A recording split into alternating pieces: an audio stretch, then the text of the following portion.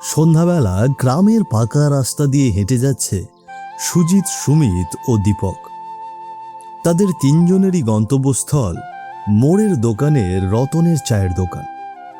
তাদের তিনজনের মুখে হাসি বিরাজ করছে, কিন্তু চোখে কেমন একটা ক্লান্তির ছাপ। দিনের সমস্ত কাজ শেষ করে সন্ধ্যার আড্ডায় কিংবা একটুখানি চায়ের টানেই মোড়ের রতনের দোকানের দিকে পা বাড়িয়েছে তারা। সারাদিন তিনজন তিন দিকে থাকলেও সন্ধ্যাবেলার এই সময়টাতে তারা একসাথে রতনের দোকানে গিয়ে আড্ডা না দিলে তাদের সেই দিনটা যেন অসম্পূর্ণ থেকে যায়। নীরব রাস্তা দিয়ে নীরবেই হেঁটে যাচ্ছে সুজিত, সুমিত ও দীপক। আজকের আকাশটাও কেমন যেন গোমট বেঁধে আছে কালো অন্ধকারে। দেখে বোঝাই যাচ্ছে আকাশ ভেঙে অঝোর ধারায় বৃষ্টি নামবে যখন তখন। আকাশের এমন রূপ দেখে আরো দ্রুত গতিতে পা চালাতে লাগলো তারা তিনজন। সন্ধ্যাবেলা গ্রামের মোড়ের সেই চিরচেনা রতনের চায়ের দোকানে আজও জমেছে আড্ডা। দোকানের ভেতরে লাইটের হলুদ আলোয় দেখা যাচ্ছে ধোঁয়ায় মোড়া রতনকে। সে উনুনের আগুনে কেটলি বসিয়ে তাতে চা বানাচ্ছে টুংটাং শব্দে। চায়ের গন্ধে যেন ভরে গিয়েছে পুরো দোকানটা। দরজার সামনে কাঠের বেঞ্চে বসে আছে হরিপদ, তার হাতে চায়ের কাপ। কি রে রতন, আজ তোর দোকান এমন খালি খালি লাগছে কেন রে? আরো একটু সবুর করো কুকুরো, ওই বদমায়ের ছোকরাগুলো এলো বলে। আহ রতন, এভাবে বলছিস কেন? ছেলেগুলো একটু শয়তান আছে বটে, কিন্তু মানুষ ভালো। আরে জানি কুকুরো, একটু মজা করলুম আর কি। ওরা না এলে যে আমার দোকানখানায় খালি পড়ে থাকে। যা বলেছিস, ওরা যেন সন্ধেবেলায় আড্ডার প্রাণ। হরিপদ ও রতন কথা বলতে বলতেই দোকানের সামনে এসে হাজির হয় সুজিত, সুমিত ও দীপক। মৃদু হেসে রতনের দোকানের সামনের বেঞ্চে বসল তারা তিনজন। কি গো দাদু, আমাদের স্মরণ করছিলে বুঝি? আরে যা যা, তোদেরকে স্মরণ করতে আমার বইয়েই গিয়েছে। আচ্ছা বেশ। ও রতন কাকা, 3 কাপ চা দাও দেখি। একটু বসো গো বাবারা, এক্ষুনি দিচ্ছি। ও দাদু, বলছিলাম যে তোমার সেই গল্প তো বেশ কয়েকদিন ধরেই বলছো না, আজ একটা গল্প হবে নাকি? শুনবি? তোরা যদি শুনতে চাস তবে একখানা বলতে পারি। হ্যাঁ গো দাদু, বড় একটা গল্প। ঠিক আছে, শোন তাহলে। গল্পটা পাঁচু নামে একজন ছেলেকে ঘিরে, বুঝলি? সেই ছেলেটা নৌকায় করে একটা জায়গায় যাচ্ছিল। হঠাৎ করেই মাঝ নদীতে সে ভূতের খপ্পরে পড়ে। আরে হচ্ছে না গো দাদু, আরো একটু ভালো করে বলো। ভূতের গল্প শুনে যদি গায়ে একটু কাটাই না দেয়, তাহলে সেটা কিসের ভূতের গল্প? ঠিক আছে, এবার আরো গভীরে গিয়ে বলছি গল্পখানা, মনোযোগ দিয়ে শোন তবে। এরপর হরিপদ সকলের উদ্দেশ্যে গল্প বলতে শুরু করে। হরিপদ গল্প বলা শুরু করলে ভীষণ মনোযোগ দিয়ে তা শুনছিল সুজিত, সুমিত ও দীপক।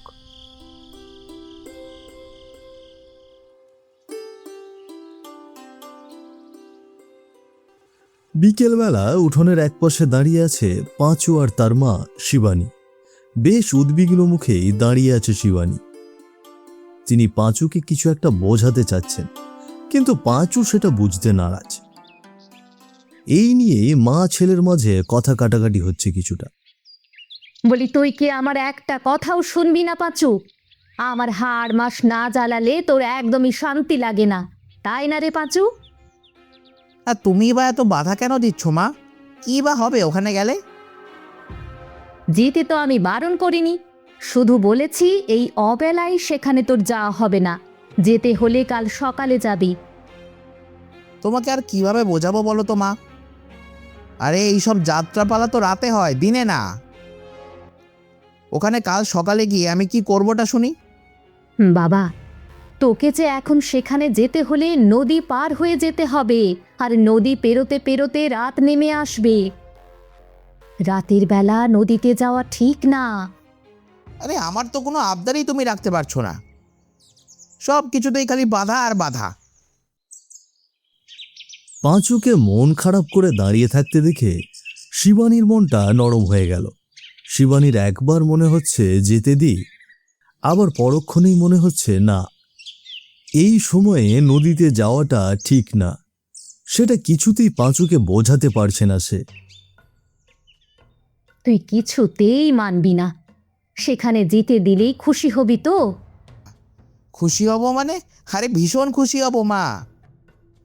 আমার বন্ধুরাও তো সেখানে যাবে, ওরা তো প্রতি বছরই যায়। ও মা আমি যাই না মা। ঠিক আছে, যা। তবে একটা শর্ত আছে।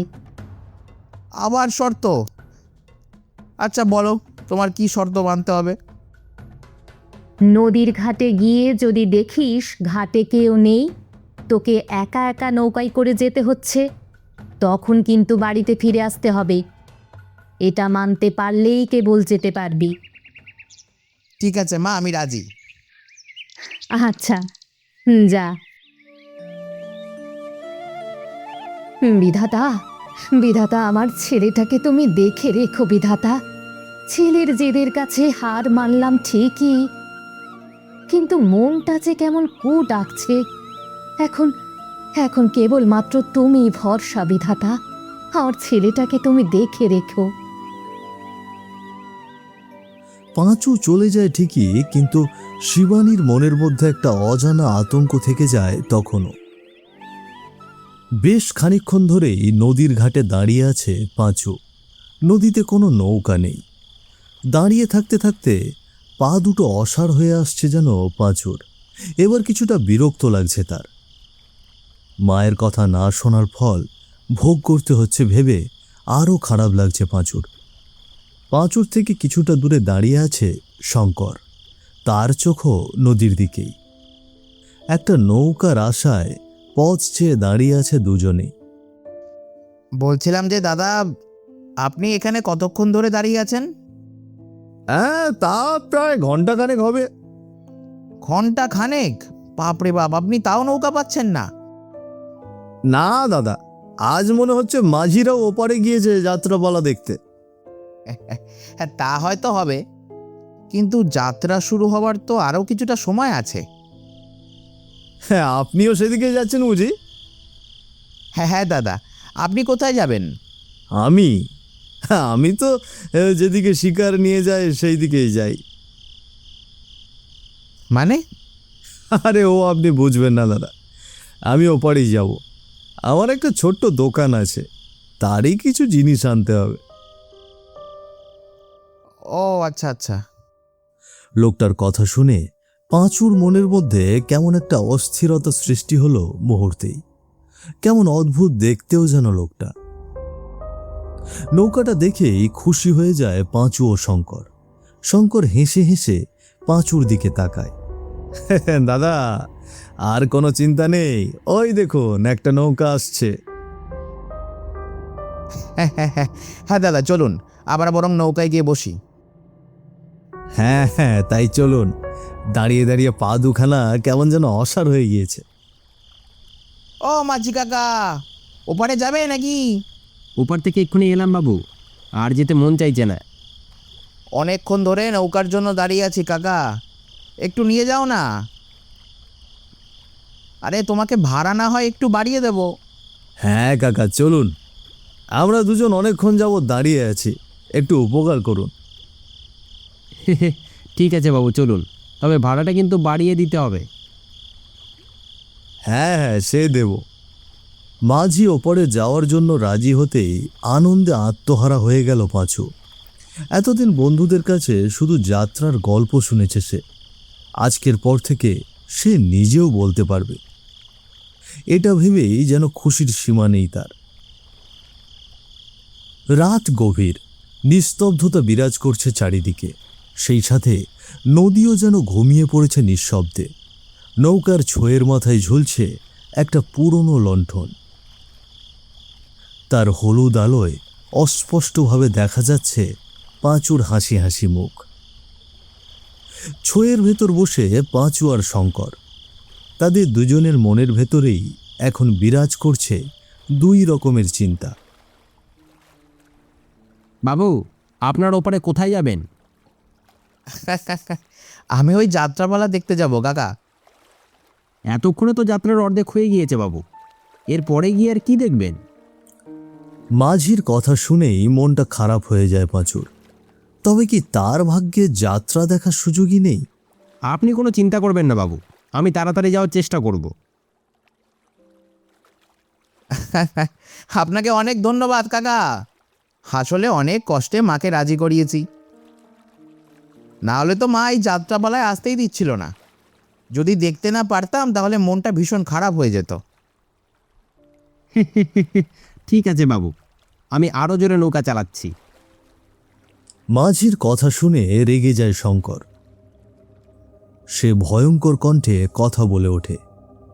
তার কথা শুনেই ভয়ে সিটিয়ে যায় পাঁচু। ওপারে যাওয়ার এত তাড়া কিসের তোর? আজ তো তোর ওপারে যাওয়া হবে না। কে কে তুমি? তোমার তোমার কণ্ঠটা এমন ভয়ঙ্কর হলে কি করে? পাঁচুর কথা শুনেই হা হা করে হেসে উঠল শঙ্কর। সেই হাসির শব্দ যেন চারপাশটা কাঁপিয়ে তুলল নিমেষেই। আমি আমি তোর জম রে।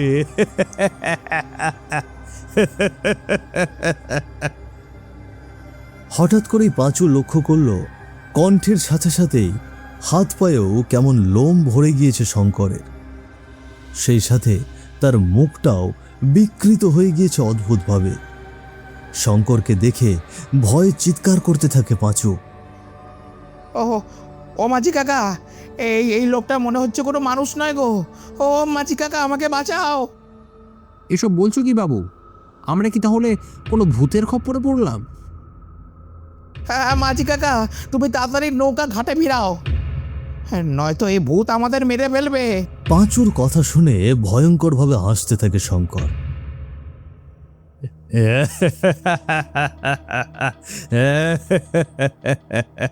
তুই যেখানেই যা, আজ তোর কোনো নিস্তার নেই রে পাঁচু।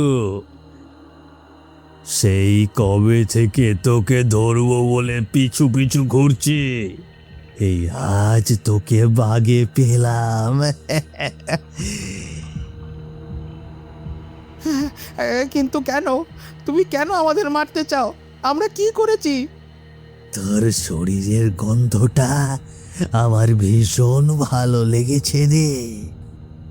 তোর শরীরের টকবক করে ফুটতে থাকা রক্তগুলো আমি ঢক ঢক করে পান করতে চাই।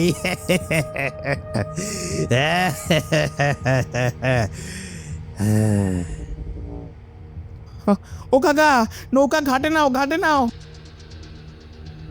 নিয়েছি বাবু, তুমি পালাও, আমিও পালাচ্ছি। কাকা, আমাকে ফেলে যেও না।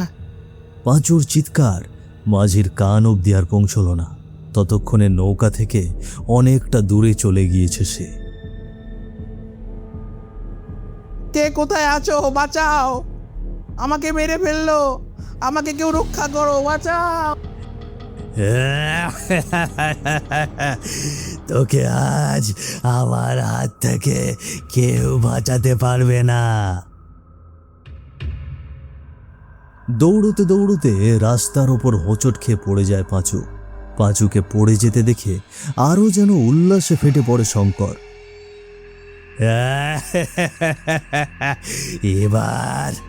এবার তোকে কে বাঁচাবে রে? এবার যে তোর শরীরের সমস্ত রক্ত আমার হবে।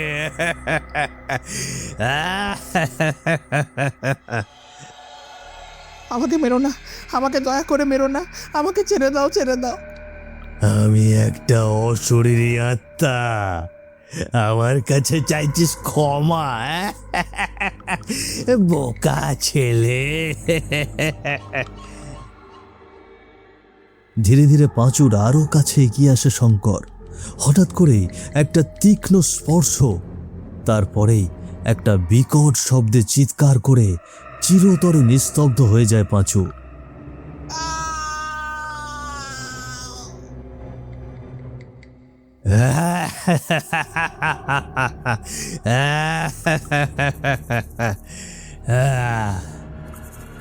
ধীরে ধীরে পাঁচুর চিৎকার মিশে যায় বাতাসের সাথে।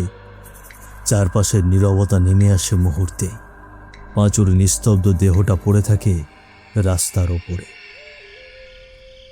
ভীষণ মনোযোগ দিয়ে এতক্ষণ ধরে গল্পটা শুনছিল সুজিত, সুমিত ও দীপক। গল্পের শেষ কাহিনীটা শুনে ভীষণ মন খারাপ হয়ে যায় তাদের। আহারে, কত আনন্দ নিয়ে ছেলেটা বেরিয়েছিল যাত্রা দেখবে বলে, আর তার শেষ পরিণতিটা শেষে কিনা এই হলো। হ্যাঁ, আসলেই গল্পটা শুনেই আমার বুকের ভেতরটা কেমন যেন হাহা করে উঠল। আমি শুধু সেই মাঝিটার কথা ভাবছি। এইভাবে একটা ছেলেকে বিপদে রেখে সে পালিয়ে গেল কি করে? দীপকের কথার সাথে একমত পোষণ করল সকলেই।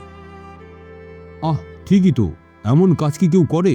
ওই লোকটা একটু সাহস দেখালেই ছেলেটা হয়তো বেঁচে যেত। হ্যাঁ হ্যাঁ, একদম ঠিক বলেছিস। মাঝিটা ভীষণ স্বার্থপর ছিল। সকলের কথা শুনে মন খারাপ হয়ে যায় হরিপদর।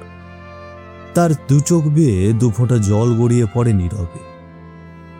না রে, তোরা মাঝিকে ভুল বুঝিস না। সেই রাতে ওই মাঝিকেও মেরে ফেলেছিল শঙ্কর। হরিপদর মুখে মাঝির কথাটা শুনে মন খারাপ হয়ে যায় সুজিত, সুমিত ও দীপকের। মানে, কিন্তু কিভাবে? আর তোমাকে কে বললো এটা? আমাকে আবার কে বলবে? আমি জানি সবটা। দাদু, তোমার পুরো গল্পটাই বিশ্বাস হয়েছিল বটে, কিন্তু তুমি শেষে এসে এটা কি করলে? আমি আজগুবি কোনো কথা বলি না সুমিত। আমি সত্যিকারের গল্প বলেছি। তাহলে ওই মাঝি কিভাবে মরে গেল সেটা বলছো না কেন? কারণ আমি ছিলাম সেই মাঝি। হঠাৎ করেই হরিপদর কণ্ঠস্বর ও চেহারা বদলে যেতে দেখে অবাক হয়ে যায় সুজিত, সুমিত ও দীপক। ও দাদু, তুমি হঠাৎ করে এমন বদলে গেলে কেন? আমি তোদের দাদু নয় রে, আমি হলাম সেই মাঝির আত্মা যে এতক্ষণ ধরে তোদেরকে তোদের দাদু রূপে গল্প শুনিয়েছে। মানে, কিন্তু এটা কিভাবে সম্ভব? সম্ভব, সবই সম্ভব। আমার কথা বিশ্বাস কর, নয়তো আমি রেগে গেলে কিন্তু তোরা মরবি। দাদু, তুমি না এমন মজা দেখানোর কি আছে বলো? দীপকের কথা শুনে ভয়ঙ্করভাবে রেগে যায় হরিপদ। আমার কথা বিশ্বাস করছিস না তো? দাঁড়া, এখনই তোকে বিশ্বাস করাচ্ছি। এই বলে হরিপদ দীপকের কাছে এগিয়ে যেতেই দীপক, সুজিত ও সুমিত রাস্তা দিয়ে দৌড়তে শুরু করে। দীপক, এইটা তো দাদুরূপী ভূতরে, বাঁচতে চাইলে এক্ষুনি পালা। দৌড়তে দৌড়তে পাকা রাস্তার ওপর এসে দাঁড়ায় সুজিত, সুমিত ও দীপক। তাদের চোখে মুখে এখনো ভয়ের ছাপ স্পষ্ট। ভাই, আজ কি বাঁচা বেঁচে গেলাম। আর জীবনেও আমি কারো কাছে এমন গল্প শুনতে চাইব না। আমিও আজ স্বয়ং মৃত্যুর হাত থেকে যেন বেঁচে ফিরলাম। কিন্তু আমি একটা জিনিস কিছুতেই বুঝতে পারছি না, ওই মাঝির আত্মা দাদুর শরীরে ঢুকলো কি করে? আমিও বুঝতে পারছি না, আর বোঝার দরকারও নাই ভাই। যে যেভাবে পারে ঢুকেছে। আমাদের এসব নিয়ে আর কথা না বলে ভালো। চল চল, বাড়ি যাই। হ্যাঁ হ্যাঁ, তাই চল। এখানে আর না থাকাটাই ভালো। পাকা রাস্তা দিয়ে বাড়ি ফেরার পথে হেঁটে যাচ্ছে সুজিত, সুমিত ও দীপক। এখনো যেন হরিপদর আতঙ্ক বিরাজ করছে তাদের ভেতরে। হয়তো আরও কিছুদিন কিংবা আরও কিছু বছর এই আতঙ্ক নিয়েই থাকতে হবে। কতদিন এমন আতঙ্ক তাদের ভেতরে বিরাজ করবে সেটা তারা জানে না কেউই।